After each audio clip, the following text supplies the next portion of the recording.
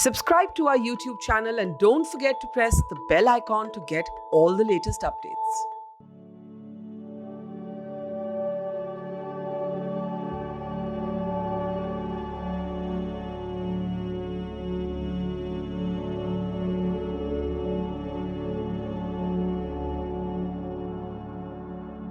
A game of football on a hot summer afternoon when the sun is scorching and the earth is parched.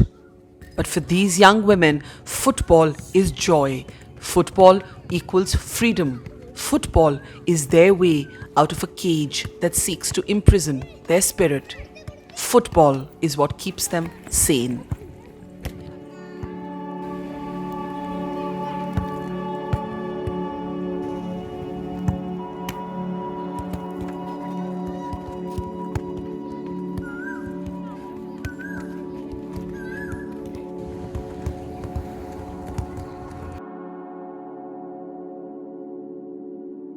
This is the village of Hansiawas in the Ajmer Tehsil of Rajasthan.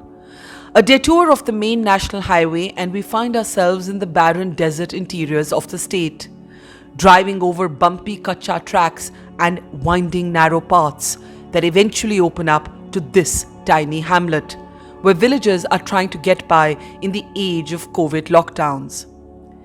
Like elsewhere in India, this has been an economically trying time in the village, with incomes depleted and jobs lost. Schools have been shut and children have fallen out of the education system. Not exactly the time that anyone should be thinking of a wedding or celebrations or marriages or even relationships, but economic challenges have increased the pressure on young underage girls to get married, forcing them into unions they simply do not want and are simply not old enough for.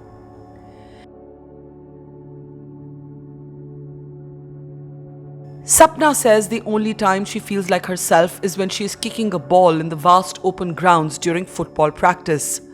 Otherwise, these days, she feels suffocated, barely able to breathe because of the battles she is fighting at home.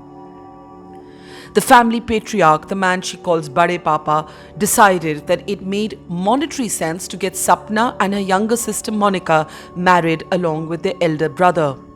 And so, Sapna, all of 17, and Monica, just 15, were engaged. The wedding date was even set for the 1st of May. And thus began the teenagers' war to remain unmarried, the fight for freedom to pursue her passions, to play and teach football, and to one day be a civil servant in government.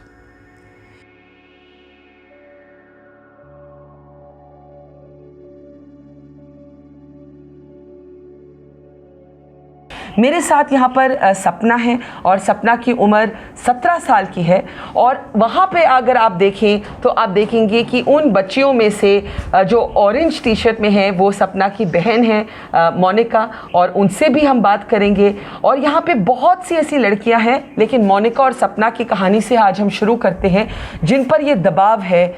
और दबाव है क्या? उनके साथ सगाई हुई भी, शादी की डेट भी तय हो गई, 1 मई की उनको शादी होनी थी, लेकिन उन्होंने अपना हक असर्ट किया और उन्होंने कहा नहीं, हम ये नहीं करना चाहते। तो सपना बताइए कि किस तरह का दबाव हुआ, क्योंकि आप मुझे बता रही थी कि आपकी तो सगाई भी तय हो गई थी। क्या हुआ? मैं जब हमारे भैया है 21 साल के वो, तो उनके ससुराल से ये दबाव आ रहा था कि हम ये शादी करेंगे भाई की। तो हमारी जॉइंट फैमिली है, तो जो मेरे बड़े पापा हैं उन्होंने बोला था कि मैं अपनी बेटों के साथ ही शादी करूँगा। तो हम 3 बहनें जिनकी शादी नहीं हुई है। तो मेरी और आपकी 3 बहनों की उम्र क्या है? आप 17 साल की हैं, एक और मेरी और मोनिका की उम्र है 15 साल, और जो सबसे छोटी है? नहीं, वो सबसे बड़ी है। अच्छा, हाँ, अच्छा। तो वो मेरे बड़े पापा की लड़की है, वो भी 17 साल की है। हम दोनों साथ ही BA फर्स्ट ईयर में है। तो उसकी सगाई पहले हो चुकी थी। और मोनिका की हमारी एक दीदी है, उनकी देवर के साथ घर वालों ने बोला था कि हम कर देंगे। तो मोनिया की फिक्स थी। मेरी सगाई इसलिए नहीं हो रही थी क्योंकि जो मेरी मम्मी है वो मेरे लिए लड़ाई कर रहे थे कि मैं अपनी बेटी की सगाई ऐसे वैसे नहीं करूँगी क्योंकि ये बहुत इंटेलिजेंट है और मुझे इसी के लायक लड़का। अच्छा, ये तो बहुत अच्छी बात है कि जो मम्मी है वो लड़ाई कर रही थी कि अभी नहीं मेरी लड़की की शादी होगी, है ना। हाँ, तो फिर बहुत सारे रिश्ते आए थे, उन्होंने रिजेक्ट करी थी मेरी मम्मी ने ताकि मेरी शादी कैसे भी करके कैंसिल हो जाए। बट जब लास्ट में बड़े पापा ने ऐसे बोला कि अब तो करनी है, तब उन्होंने एक रिश्ता आया था, तब उन्होंने हाँ बोल दी थी। जब आपको ये पता लगा कि आपकी सगाई हो गई है और इस तरह से बात चल रही है तो आपके मन में क्या आया? मेरे मन में ये पहले से मेरी एक ये थी इच्छा कि मैं शादी नहीं करूँगी, क्योंकि मुझे ऐसा लगता है शादी करने के बाद बहुत बंधन आते हैं और जो हमारी आइडेंटिटी है वो खो जाती है। तो मैं अपनी खुद की पहचान बनाना चाहती हूँ कि लोग मुझे मेरे नाम से जाने, मेरे घर वालों के नाम से नहीं जाने, ना मेरे ससुराल वालों के नाम से।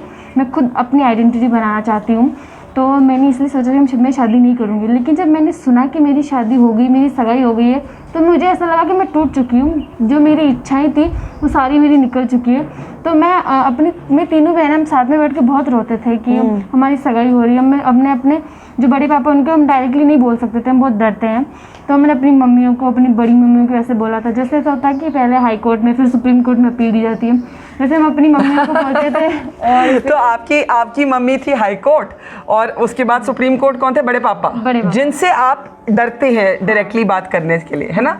हाँ, फिर बाद में बड़े पापा को बोलनी, हमने अपनी बड़ी मम्मी को बोल दिया। हमने सोचा कैसे भी करके बात ऊपर तक तो पहुंच जाएगी।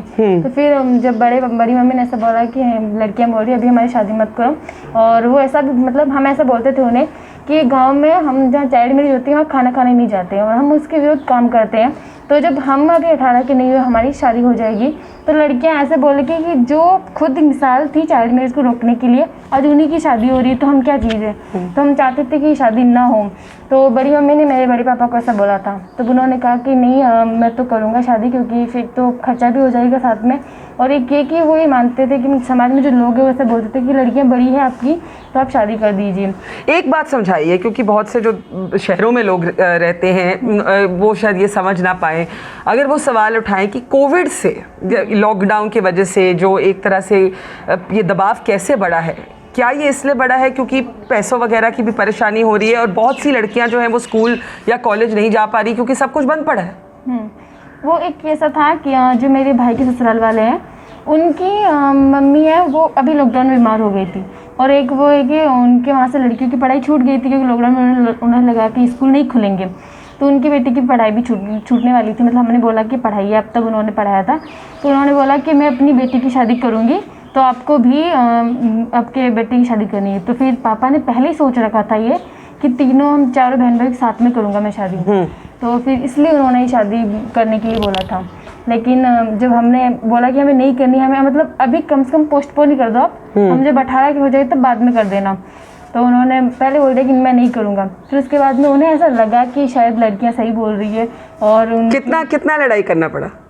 हम 2-3 महीने तक हमने बहुत लड़ाई की अपने पापा से। तो सपना और मोनिका को 2-3 महीने यहाँ लड़ाई करनी पड़ी कि भाई 18 की उम्र से कम पे शादी ना हो। ये बताओ कि ये भी तो थोड़ी ना है कि 18 की हो जाओ तो एकदम शादी करना चाहते हो, आपके और भी सपने होंगे। आपका क्या सपना है? मेरा एक तो ये सपना, मैं फुटबॉल खेलती हूँ तो मेरा एक सपना है कि मैं फुटबॉलर बनूँ और अपने जो आसपास जो लड़के नहीं खेल पाती उनको मैं टीचिंग दूँ। और एक ये है कि मैं IAS ऑफिसर बनना चाहती हूँ। अच्छा। तो मैं उसके लिए बहुत पढ़ाई करती हूँ। तो अपने घर वालों में मैंने ऐसा बोला है कि मुझे पढ़ाई करने दो, एक IAS ऑफिसर बनने दो, फिर आप शादी कर लेना। बाकी मेरे मन में ऐसा था कि मैं बन जाऊँगी तो कौन मेरी शादी करेगा। Social activists of the Mahila Jan Adhikar Samiti say the COVID years of 2020 and 2021 have redoubled their challenges.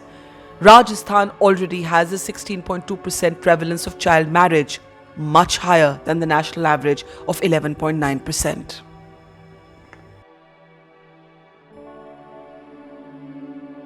Padma जी, आप ये बताइए कि हम बहुत सी बच्चियों को मिली और स्कूल जाने वाली उनकी उम्र है, लेकिन उनकी सगाई हो रही है, उनकी शादी हो रही है। लॉकडाउन के टाइम, जो कि पिछले साल भी था और इस साल भी, और कोविड के टाइम, क्यों हम देख रहे हैं कि ये दबाव बढ़ गया है? जिन समुदाय में हमारा ये फुटबॉल कार्यक्रम चल रहा है वो गुजर समुदाय है।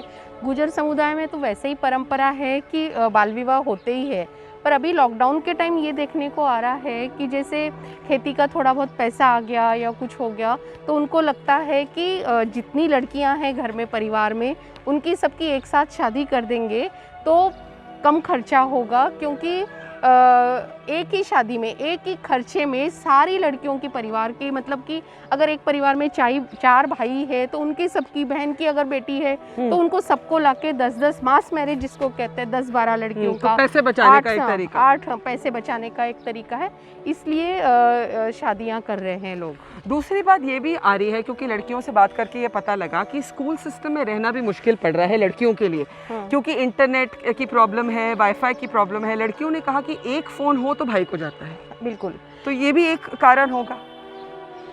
क्योंकि लड़कियों के पास फ़ोन रहना तो बहुत ही गलत माना जाता है, बिगड़ी हुई लड़की माना जाता है। गांव में आपने देखा होगा, अभी जो सपना से बात की थी आपने, तो वो सपना भी फ़ोन अगर गांव में उसको कह देते कभी लेके आ तू, तो वो कहती नहीं दीदी शर्म आती है, गांव वाले क्या कहेंगे, हमको अच्छा मतलब बुरा मानते हैं गांव में, और बहुत ही ज़्यादा शक करते हैं कि ये किसी न किसी लड़के से ही बात करेगी, फ़ोन है इसके पास तो, या फिर अगर उनकी शादी हुई है या फिर तो अपने जिसके साथ शादी हुई है तो उससे बात करेगी। तो इसलिए लड़कियों को फ़ोन देना तो, या फिर भाग जाएगी वो किसी से, इस तरीके के शक है उनके ऊपर। तो फ़ोन तो बिल्कुल ही, और समाज में बिल्कुल इस गुजर समाज में ऐसे किया हुआ है कि लड़कियों को फ़ोन देना ही नहीं है। तो मतलब उनके जाति पंचायत में ये प्रस्ताव पास हो जाता है ना, उस तरीके से पास हुआ है।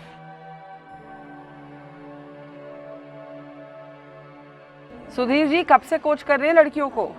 मैडम रेगुलर हमको साल भर हो गया है और 4 साल से हम समिति से जुड़े हुए हैं, महिला जल विकास समिति से। और बड़ी परेशानी से इन बच्चों को हमने घर से निकाल कर, क्योंकि कई परेशानी थी बच्चों के यहाँ पर, बाल विवाह है जो भी है, इनको गांव में बच्चों को, लड़कियों को स्पेशली खेलने को अलाउ नहीं करते हैं। तब भी हमने मिल के इनको बताया, समझाया, फिर ये खेल का महत्व क्या था फुटबॉल का। तो ये बच्चे आ रही हैं अभी, और फिर हम समय समय पर भी इनका समर में, विंटर में इनका कैंप लगाते हैं अजमेर के मे कॉलेज ग्राउंड पे, मयूर स्कूल ग्राउंड पे। वहाँ पर हमारे जो, मैं जिला फुटबॉल संघ का सेक्रेटरी हूँ अजमेर का, और राजस्थान का फुटबॉल संघ का जॉइंट सेक्रेटरी हूँ। तो हमारा फुटबॉल संघ भी इनको काफ़ी सपोर्ट करता है। और हमारे जो बेस्ट कोच है अजमेर के, 10-12 कोच हैं हम, वो इनको उसको कैंप में हम उनको बच्चों को कोचिंग करते हैं।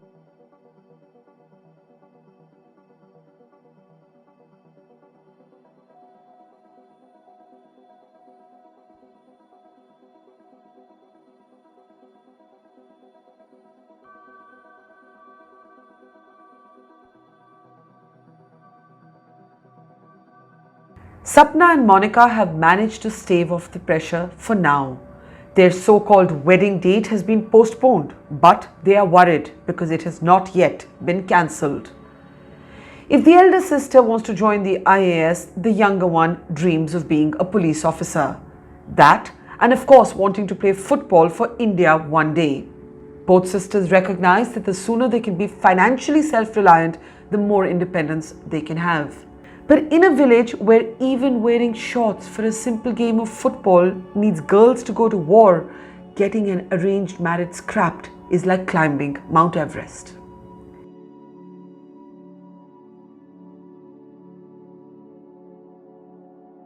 मोनिका, आप तो सिर्फ 15 साल की हैं और आप क्लास 11 में पढ़ती हैं, तो और आपकी जब सगाई हुई तो आपको मतलब काफ़ी अजीब लगा होगा।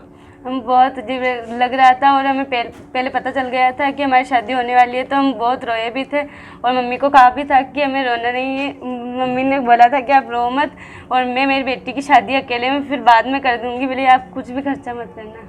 मतलब मम्मी रोकने की कोशिश कर रही थी, पर आपको खुद कैसे लगा? मम्मी तो मुझे पता है मम्मी आपकी और सपना के लिए और आपकी बहन के लिए बोली, लेकिन आपके मन में क्या था? बहुत रोई आप, क्यों रोई बताओ? क्योंकि मुझे भी शादी नहीं करनी थी। ऑब्वियसली आप तो बच्ची हैं, पूरी पढ़ाई करना चाहती हैं।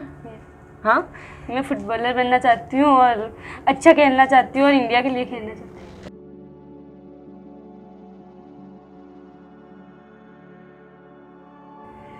It will not be easy to get the village elders to roll back their decision. Though child marriages are outlawed and proceeding with them could call for police action. Sapna and Monica's relatives say in COVID times, the decision to get everyone married together makes economic sense to them.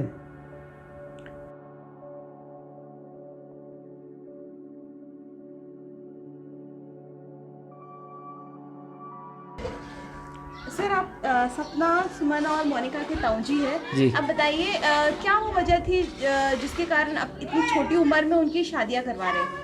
नहीं, वजह तो कुछ नहीं थी। वो तो क्या है कि हमारे एक बच्चा है ना, बड़ा 20 साल का था।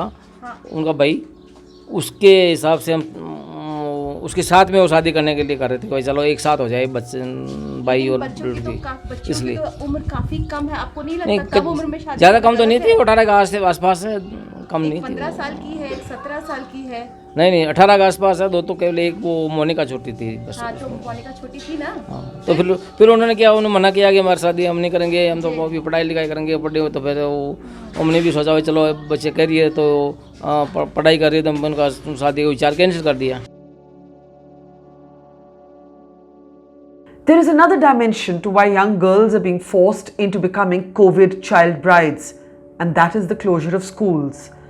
The digital divide of India has wrenched open the class differences between the rich and the poor, but it has also exposed the entrenched gender inequities of our country. Homes in villages like this one either don't have a smartphone or a computer, or if they have one, if there is also a boy in the house, he will get priority.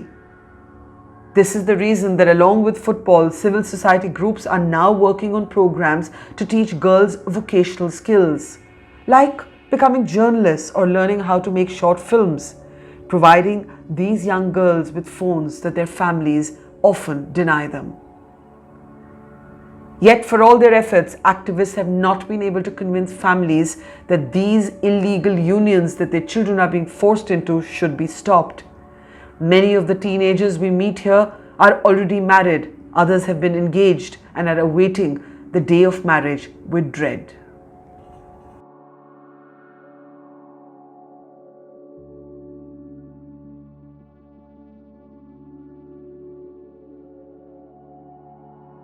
यहाँ पर मेरे साथ एक ऐसी ही young girl है, उनसे बात करते हैं। उनका नाम पिंकी है, पिंकी गुज्जर। और पिंकी गुज्जर की इस साल मार्च में सगाई हुई। सबसे पहले तो पिंकी ये बताओ आपकी उम्र क्या है? मेरी उम्र 15 साल है। अच्छा, तो पिंकी आपकी सगाई जब हुई तो क्यों हुई और किस दबाव के अंदर हुई? एक्चुअली क्या था कि मेरे दादाजी है ना, उनका मतलब वो है ना बीमार रहते थे, तो मतलब उनकी ये इच्छा थी कि मैं अपनी पोती की सगाई दे के जाऊँ। मेरे पापा ने तो मना कर दिया था कि मुझे ना अभी कोई जल्दी नहीं है अपनी लड़की की, मुझे पढ़ाना है, कुछ बनाना है, इसकी खुद की एक पहचान बन जाए फिर कर दूंगा। फिर उन्होंने कहा नहीं, सगाई कर देता, शादी की वैसे मुझे भी कोई जल्दी नहीं है। तो इसलिए मेरे पापा ने मेरी सगाई कर दी। मैंने मना किया था कि नहीं पापा मुझे सगाई नहीं करनी, बट मेरे पापा ने मुझसे प्रॉमिस किया था कि मैं इतनी जल्दी आपकी शादी नहीं करूँगा, मैं आपको कोई प्रेशर नहीं दूंगा। पर फिर दबाव में आके वो भी मान गए? हाँ, फिर इसीलिए माने थे। अच्छा, तो जब ये हुआ पिंकी आपके साथ, तो फिर आपके दिल में मतलब क्या हुआ? मतलब दुख भी हुआ होगा, गुस्सा भी आया हुआ होगा? यस, मेरे को बहुत मतलब गुस्सा आया और मैं ऐसे मेरे को ऐसा लगा कि मैं अकेली हो गई। मतलब है ना, मुझे सबका साथ, मतलब पहले ऐसा लगता था कि मुझे सबका साथ है, और जब मतलब मुझे पता चला कि मेरी सगाई होने वाली है तो मुझे ऐसा लगा कि कोई मेरा साथ ही नहीं दे रहा है। मतलब मैं अपने पापा को बोल रही हूँ आपको तो मेरी कोई परवाह ही नहीं है, दादाजी की बात आप मान रहे। फिर पापा ने बोला मैं सच बोल रहा हूँ, मैं शादी नहीं करूँगा। फिर मेरे दादाजी ने समझाया मेरे को कि बेटा हम कोई शादी नहीं करेंगे, अभी बस ओनली सगाई। फिर मैंने कहा मेरे को नहीं जल्दी है और मुझे नहीं करनी अभी सगाई। फिर उन्होंने फिर भी कर दी और मेरे पापा ने कहा चलो सगाई कर देते, बट शादी की कोई बात नहीं होगी इसका। और लड़के को तो नहीं देखा? नहीं, और देखना भी नहीं चाहते? नहीं, मुझे इस बात में कोई इंटरेस्ट नहीं है। अच्छा, क्या आपको किस में इंटरेस्ट है? आपको क्या अच्छा लगता है? कौन से सब्जेक्ट अच्छे लगते हैं? मुझे आर्ट्स पढ़ रही हूँ और मुझे एक IAS ऑफिसर भी बनना है और मैं एक फुटबॉलर बनना चाहती हूँ। तो यहाँ पे बहुत सी लड़कियां हैं जो IAS, IPS बनना चाहती हैं और फुटबॉल के ज़रिए, या फिर अगर आप पीछे देखें तो देख सकते हैं कि अभी भी कैमरा पकड़ी हुई हैं क्योंकि वो पत्रकारिता का कोर्स कर रही हैं, वीडियोग्राफी का कोर्स कर रही हैं। इस तरह से girls are looking for ways to become economically self reliant so that they can actually stand up to this pressure from their parents, and you can see the enthusiasm, the glint in their eyes. लेकिन अगर वापस यहाँ पर हम आए पिंकी पर, तो पिंकी के साथ जो हुआ कि इसी साल मार्च में उनकी सगाई की गई। ये बताओ कि शादी अगर दबाव डालते हैं तो आप क्या सोच रही हैं, आप क्या करेंगी? नहीं, मैं बिल्कुल भी शादी नहीं करूँगी क्योंकि मुझे अभी शादी करनी नहीं है। मुझे पढ़ना है, मुझे आगे बढ़ना है, खुद के पैरों पे मेरे को करना है। ऐसा नहीं है कि मतलब लोग बोलते हैं कि हस्बैंड मतलब शादी लड़कियों के लिए एक इम्पोर्टेंट दिन है, बट मैंने मेरे पापा से बोला है कि मेरे लिए शादी कोई भी इम्पोर्टेंट दिन नहीं है। मेरे लिए नहीं, मतलब सभी लेडीज़ के लिए कोई ये शादी को इम्पोर्टेंट, अगर मान लो मेरी शादी के दिन मेरी जॉब हो तो मेरे लिए ज़्यादा इम्पोर्टेंट मेरी जॉब है। शादी मुझे कुछ शादी में कोई इंटरेस्ट नहीं है अभी। मैं तो यही कह सकती हूँ कि जब अपने पहले पैर पे खड़े होना, अपनी कमाई करना, अपने सपने पूरे करना, फिर आगे देखना है। हाँ, यही तो मुझे मेरे पापा ने बोला, हाँ तू अपने सपने सच्चे कर, अभी मुझे कोई शादी वादी नहीं करनी इसलिए। अब डर लग रहा है कि सगाई कहीं शादी में ना बदल दे? हाँ, डर तो लगता है, बट मेरे पापा पे मुझे विश्वास है कि वो मेरे साथ कुछ गलत नहीं होने देंगे। चलिए, ये इनकी उम्मीद है कि सगाई हो गई, लेकिन की शादी नहीं होगी और ये लड़ेंगी। और यहाँ पर लेकिन not everybody is as strong. आपका नाम क्या है? पायल प्रजापति। पायल, अच्छा पायल, थोड़ा सा ऐसे घूम जाओ। हाँ पायल, ये बताओ मुझे कि आपकी तो मतलब जैसे यहाँ पर पिंकी है, पिंकी की सगाई हो गई और ये लड़ रही है कि भाई मेरी शादी ना हो। आपकी तो शादी बहुत साल पहले हो गई थी। हाँ, मैं 9 साल की थी तब मेरी शादी हो गई थी, बट मेरे पापा करना नहीं चाहते थे। लेकिन मेरी बुआ है जो हम पर दबाव डालती है, मतलब कि मैं यहाँ एडमिशन लेना चाह रही थी पढ़ने के लिए, उन्होंने मुझे अजमेर एडमिशन दिलाया। मतलब हर चीज़ पर दबाव डालते हैं और अब ये भेजने के लिए भी दबाव डाल देते हैं। लेकिन मम्मी ने मना किया है कि नहीं, ऐसा कुछ भी नहीं होगा। इनके कहने पर तो शादी कर दी और मतलब कि लड़का कम पसंद है घर वालों को, फिर भी बुआ की मतलब कि दबाव की वजह से मेरी शादी कर दी। मम्मी ने बोला। और आप वहाँ कभी गए तो नहीं? लड़के के वहाँ गए हो? गई भी कई बार। फिर वहाँ तो मेरी बुआ भी रहती है, 3 बुआ है मेरी वहाँ रहती है, और ससुराल भी वही है, पास में ही है मतलब। तो जब आपका वैसे क्या सपना था? अगर शादी नहीं होती तो आप आगे क्या करना चाहती थी? मैंने उस टाइम तो छोटी थी, मैं तो उस टाइम तो कुछ सोचा नहीं। अब जब से मैं फुटबॉल खेलने लग गई तो मुझे फुटबॉल प्लेयर बनना है। आपको लगता है कि ये शादी जिसको कहते हैं अनल, इसको खारिज किया जा सकता है? आपने कभी पूछा अपने माँ बाप से? मैंने बहुत बार बात भी की, लेकिन वो बताते ही नहीं है मुझे कि तुझे क्या करना है, और तुझे जब वैसे भी ससुराल जाना ही है, मतलब कि जो बुआ कहती है वही करना होता है, तो ज़्यादा पूछ भी नहीं सकती क्योंकि डांटने लग जाते हैं फिर वो। तो ऐसा दबाव यहाँ पे बहुत सी लड़कियों पे है कि भाई अपने सपने ना पूरा करो, बस पहले शादी कर लो। Yes ma'am. हाँ, यस मैम। क्या बोलते हैं माँ बाप या फिर गांव के बड़े लोग? मैम ये बोलते हैं कि जब मतलब अभी सगाई कर लो, बाद में शादी कर देंगे। लेकिन लॉकडाउन में ऐसा हो रहा है कि जिन लड़कियों की सगाई हो रखी है उनकी भी शादी करने में लगे हैं अभी। लॉकडाउन में ऐसा हो रहा है? आप हाँ। देख रहे हो गाँव में? हाँ। आप बताओ, आप क्या देख रहे हो? वो बोलते हैं कि ऐसा कि अभी शादी करो या बाद में करो, करनी तो है ही, कि शादी करनी तो है। लॉकडाउन में ये दबाव ज़्यादा क्यों बढ़ गया? क्या इसलिए बढ़ गया है क्योंकि जो स्कूल कॉलेज पहले खुले थे, है ना, पहले लड़कियां स्कूल जा सकती थी, कॉलेज जा सकती थी, और परिवार वाले भी थोड़े काम वगैरह पे जाते थे, अभी सब बंद है, तो एक तरह से ये दबाव क्या बढ़ गया है? आप बताओ, आप बताओ पहले पिंकी। हाँ, मैं मतलब लॉकडाउन में लड़कियों पे प्रेशर इसलिए बढ़ रहा है क्योंकि वो चाहते हैं कि कम मेहमान आए और कम खर्चे में ही शादी हो जाए। इसीलिए उनके साथ अगर कोई छोटी बहन है या फिर कोई भी है तो वो सबके साथ में शादी करे, क्योंकि एक ही रोटी में पूरी लड़कियों की सबकी शादी हो जाए, इसलिए मतलब शादी के जो है सस्ते में हो जाए। हाँ, सस्ते में, क्योंकि लोगों के पास पैसे भी अभी पैसे कम है। हाँ, कम है। दूसरी बात ये भी है कि आप लोग स्कूल कॉलेज नहीं जा रहे, सब कुछ बंद है ना? स्कूल कॉलेज नहीं जा पाते लॉकडाउन की वजह से, इसलिए हमारे घर वाले बड़ी बहन के साथ शादी करा देते हैं। अच्छा, तो स्कूल कॉलेज बंद होने का ये भी एक प्रॉब्लम है क्योंकि क्लासेस ऑनलाइन तो हैं, लेकिन इंटरनेट हर जगह चलता नहीं, वाईफाई हर जगह चलता नहीं, और दूसरी बात लड़कियों को फ़ोन देने से, यहाँ पर यही गांव नहीं, बहुत से गांव में लड़कियों को स्मार्टफोन और इंटरनेट एक्सेस देने से भी लोग कतराते हैं क्योंकि उनको लगता है बहुत आज़ादी छीन के ले जाएंगे, है ना पिंकी? हाँ हाँ, क्या यही सच बात है। मैं ना अभी पत्रकारिता का कोर्स कर रही हूँ। जब मेरे को स्मार्ट किट वो मिला ना, तो मतलब ऐसे गांव वाले दीदी से हमसे ऐसे झगड़ने लग गए कि क्या करेगी फ़ोन लेके, लड़कियों का काम नहीं है फ़ोन चलाने का, आप बिगड़ जाओगे, ऐसे वैसे बहुत सारी बातें की। बट मेरे घर वालों ने मुझे सपोर्ट किया। मतलब मेरे घर वाले नहीं मानते लोगों की बातें को, पर उनको पसंद नहीं है कि लड़कियों को स्मार्टफोन। हाँ, मतलब गाँव वाले इतने ख़राब है हमारे कि क्या बताए, मतलब लड़कियों को फ़ोन भी नहीं लेने देते हैं वो।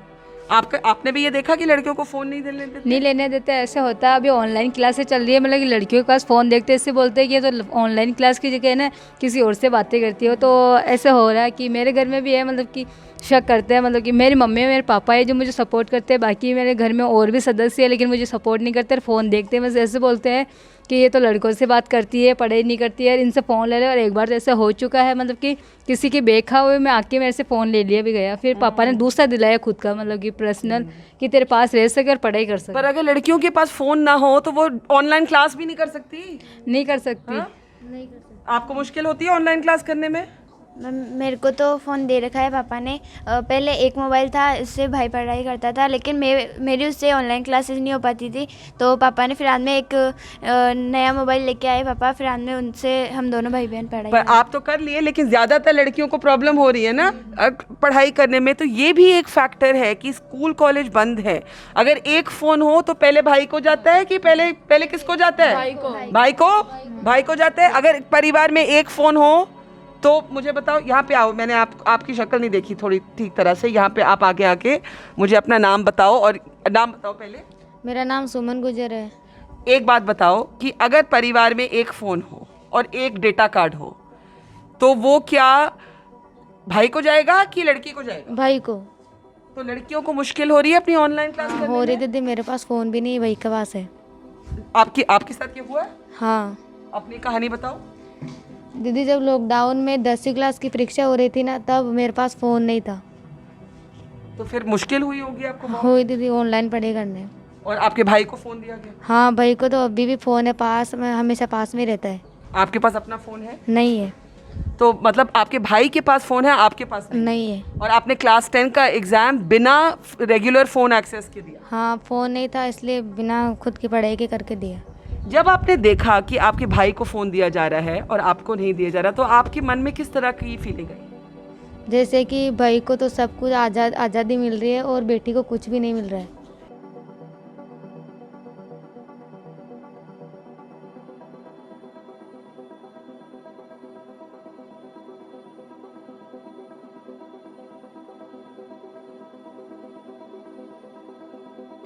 Under the benign shade of a giant tree, activists try and gently draw out the girls to talk about what is happening at home and how they are feeling about the pressure from their families. अच्छा, अपने इधर पूरे group में से हाथ पूरा खड़ा करके बताओ कितनी हैं जिनकी शादी हो रखी है? ऊंचा करो हाथ।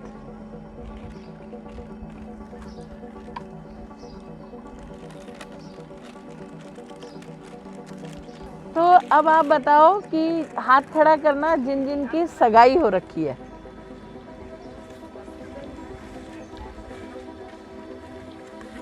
सब लोग करो जिसका भी हो रखा है, ऊंचा सीधा करो। हाँ ठीक है। वो जो पीछे हैं, आपकी उम्र कितनी है? हाँ, तेरी उम्र कितनी है?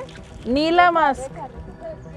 हाँ हाँ, 12 साल की। और पीछे 14 साल। ये इधर नीरज। और इस तरह बताओ, ये आपका नाम भी बोलो। कोमल, 11 साल। तुम्हारी कितना? 12 साल की रिंकू, 12 साल की।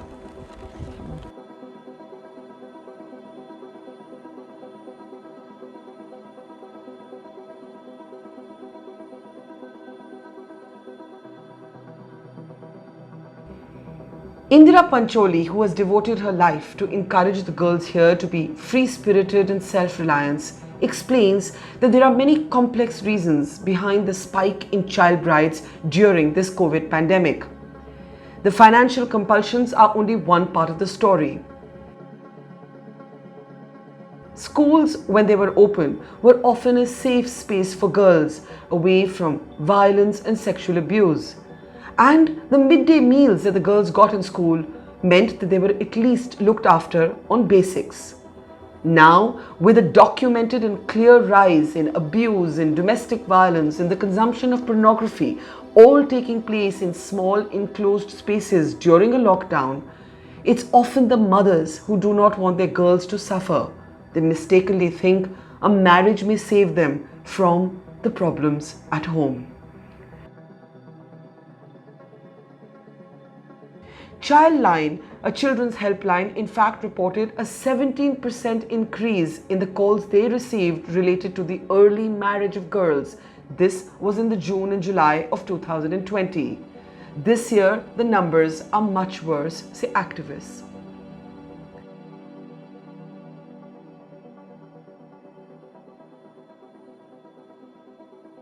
अभी पीछे क्योंकि एजुकेशन पर काफ़ी जोर रहा तो स्कूलों में लड़कियों की भागीदारी मतलब ज़्यादा समय तक स्कूलों में टिकने का एक ये रहा है। ये सरकार का भी प्रयास था और जो संस्थाएं काम करती है ग्राउंड लेवल पर उनका भी प्रयास रहा कि लड़कियां कम से कम 10वीं पढ़ें 12वीं तक पढ़ें। तो वो एक लड़कियों को मौका मिलता था कि वो पढ़ें और फिर जब से लड़कियों के साथ काफ़ी तरह के काम हो रहे हैं सरकार के द्वारा भी और संस्थाओं के द्वारा भी, उसमें लड़कियों के कुछ एस्पिरेशन बन रहे हैं और लड़कियों ने अपने प्लान बनाए हैं कि वो इतना पढ़ेंगी, फिर वो इस तरह की ट्रेनिंग करेंगी, कोई कुशलता का ट्रेनिंग लेगी और लड़कियां एक तरह से सपने देखने लगी हैं। किसी को लगता है मैं टीचर बन जाऊं, किसी को लगता है मैं पुलिस में जाऊं। तो ये उनके पास प्लान थे और कई लड़कियां ऐसी थी, हम जानते हैं उनको, जो कोई ना कोई ट्यूशन ले रही थी या कोई ना कोई स्किल का ट्रेनिंग ले रही थी। तो लॉकडाउन होने से क्योंकि इंस्टीट्यूशंस बंद हो गए 1-1.5 साल से, टोटली जो उनके अपने प्लान थे वो नीचे आ गए और उसकी वजह से क्या हो गया कि क्योंकि परिवार की इकोनॉमी बहुत इम्पैक्ट हो गई तो उनको अब वो प्लान अपने सच होते हुए नहीं दिख रहे हैं।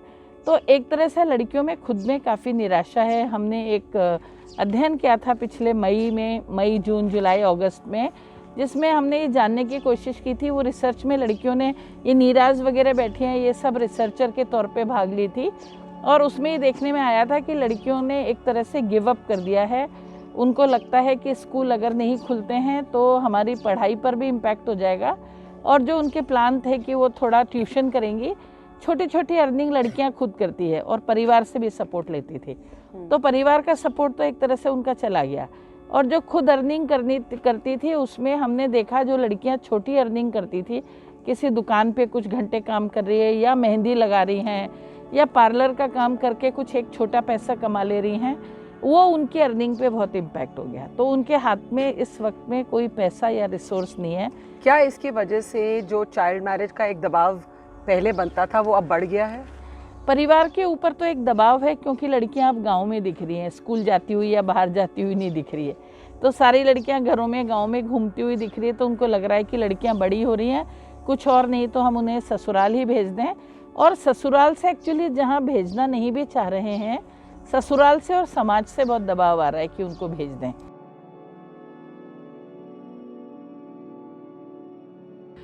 Whether it is access to education, to food, to safety, India's young girls have been the hardest hit by the pandemic and the lockdown. And the worry is that the gains of the last few years in reversing the trend of child marriages is now coming undone.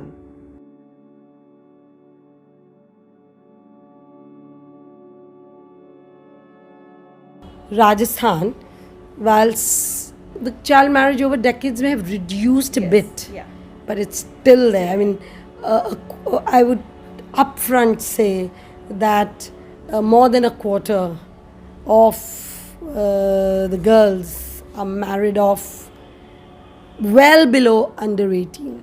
Like more than 25% of the girls. This figure is much higher. It could be much higher because when you look at the pregnancies, I mean, that is something which is accounted for. The pregnancy may be registered with an Anganwadi or a delivery for which the woman may get a Janani Suraksha Yojana. So that is very high. The births below 18 years is as high as something like 17% of girls giving their first child, giving birth to their first child below 18. So yes, marriages have happened, and marriages have happened during COVID. Because in the month of April, if there was a COVID spread, apart from the Kumbh, which really, when people returned, there was a massive spread, and the various election rallies that were happening, administrative borders doesn't mean that the virus respects that border. And the third major reason, and the local reason, was the huge gatherings due to marriages. And the marriages were in April, the marriages were in May, and the marriages continued in May, even though the lethality of the virus spread was at its peak. It was very, very severe. Because marriages are not banned. They said just 11 people, like say for instance the Rajasthan notification was that you don't have to do more. I mean 11 people can attend a marriage, you know. So the marriages are happening and 11 doesn't mean 11. So in that sense. So when you're marrying off an older child, in Rajasthan the practice is to marry off a young child. And there is still a very, very unfair practice of atta sata. Say for instance, my brother and I will get married to a corresponding brother sister of another family. So these kinds of marriages are happening all the time, and they happened even this time. And probably the uncertainty created by the pandemic, don't know whether we will survive. This marrying of your daughter is a very important sanskar that you have to do. So the rush in getting them married, because we don't know whether we will survive. We don't know whether anybody will survive to do this job. And secondly, all the other fears. I mean, the fear of the girl getting, because there is so much of now engagement of boys and girls, because there's increase of girls' education, and there are mobiles also which are with girls. There is a lot of connectivity between boys and girls. So what if she got pregnant? So if she's married, then it always, you can cover that pregnancy by saying, well, it was from that boy. Those reasons, and then of course the economic reason. There is an economic hardship. There's an acute economic hardship. If there was no NREGA, people would have really, really gone hungry. There is no universal ration. In Rajasthan, we have only 90 lakh families getting it, whereas it should have been much more. I mean, it's only like 4.5 crore people getting it. The population is almost 8 crores. At least 5.5 ought to have been getting. So there is a situation of distress. There is economic distress, there's food distress, and work there isn't. NREGA was also stopped in the month of May. So looking at all that, they feel that marriages done cheap, many marriages together, cousins, sisters, older. So economic reasons are a very, very, actually one of the most important reasons. The girl exploring her sexuality and becoming pregnant definitely is a reason which has been there for centuries. Control woman's sexuality. She cannot determine her sexuality. So that reason is irrespective of COVID. But the most important reason is the uncertainty that will I live? And that is what led to a lot of marriages, and they must be going on still.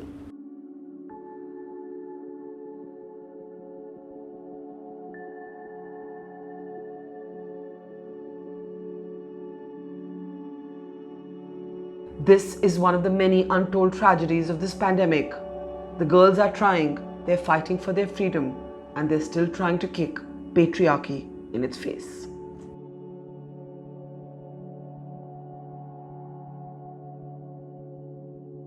In the first year of the lockdown itself, Childline, the government's own nodal agency, confirms that more than 5,000 calls to its helpline were in relation to child marriages. Young girls like these in villages like the one I'm sitting in, complaining and asking for help because they were being forced into marriages that they were not ready for.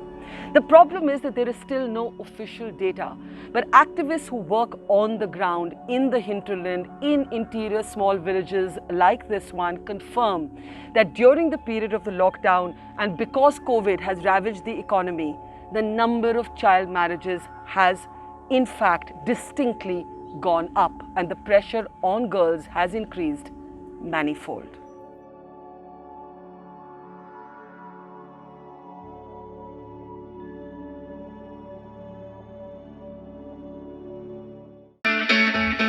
It's great to see you here. Thank you for watching our work. If you haven't subscribed yet, don't forget to click the bell icon and subscribe to Mojo Story and support independent, robust journalism.